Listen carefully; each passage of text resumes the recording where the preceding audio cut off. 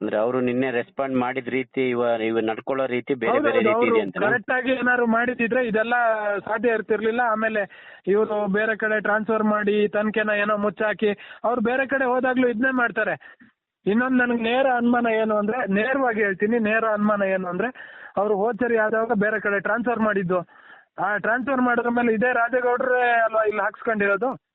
ಇವ್ರ ಸಪೋರ್ಟ್ ಇಲ್ದೇನೆ ಅವ್ರು ಇಲ್ಲಿಗೆ ವಾಪಸ್ ಹೆಂಗ್ ಬರ್ತಾರೆ? ಇದಕ್ಕೂ ಮೊದಲು ಅವ್ರು ಇಲ್ಲೇ ಇದ್ರಾ? ಹೌದು, ಇದಕ್ಕೂ ಮೊದಲು ಅವ್ರು ಇಲ್ಲೇ ಇದ್ರು. ಸ್ವಲ್ಪ ದಿವಸ ಬೇರೆ ಕಡೆ ಹಾಕಿದ್ದಾರೆ. ಮತ್ತೆ ಇವ್ರು ರೆಕಮೆಂಡ್ ಮಾಡ್ಕೊಂಡು ಇಲ್ಲಿಗೆ ಬಂದಿದ್ದಾರೆ. ಡೈಲಿ ಇಲ್ಲಿಂದ ಶಿವಮೊಗ್ಗನ ಅವ್ರು ರಿಪಿನ್ಪೇಟೆನ ಎಲ್ಲ ಊರು ಡೈಲಿ ಅವ್ರು 80 ಕಿಲೋಮೀಟರ್ ಜರ್ನಿ ಮಾಡ್ತಿದ್ದಾರೆ. 160 ಕಿಲೋಮೀಟರ್ ಜರ್ನಿ ಮಾಡ್ತಾರೆ ಅಂದ್ರೆ ಖರ್ಚು ಎಷ್ಟಾಗುತ್ತೆ? ಇವ್ರ ಸಂಬಳ ಎಷ್ಟು?